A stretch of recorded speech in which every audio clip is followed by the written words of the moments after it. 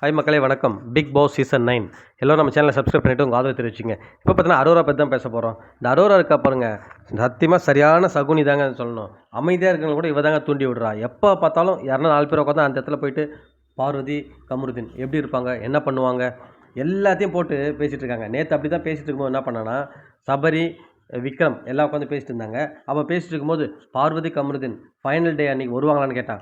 வரமாட்டாங்க இந்த மாதிரி பேசினேன். ரெட் கார்டு கொடுத்தோம்லாம் கூட மாட்டாங்க, அப்படி வந்தால் நான் போக மாட்டேன் அப்படின்ற மாதிரி ஒரு சீனை போட்டுனுக்கிறா. கொஞ்ச நாள் கழிச்சு நான் சொல்கிறான், அவங்க 2 பேருக்கு சேலரி போவாதில்லை, பாவம் இல்லை, இவ்வளோ நாள் போட்ட எஃபர்ட்லாம் வேஸ்ட்டாக போயிடல அப்படின்னு நீக்கி சொல்கிறா.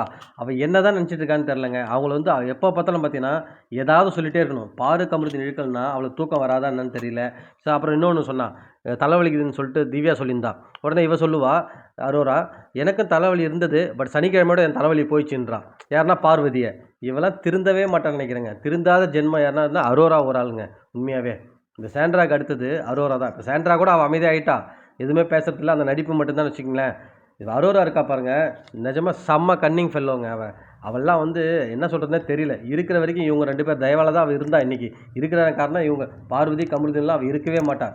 இன்றைக்கி அப்படி அவளுக்கும் தெரியும். அவள் ஃப்ரெண்டு அதான் சொன்னான், நீ பார்வதி தான் தேங்க்ஸ் பண்ணணும், ஏன்னா நீ வந்து அந்த ட்ரையாங்கல் அவள் உள்ளே போகலாம், நீ என்றைக்கே வெளியே தூக்கி போட்டிருப்பாங்க ஒன்றுன்னு சொல்லிட்டு.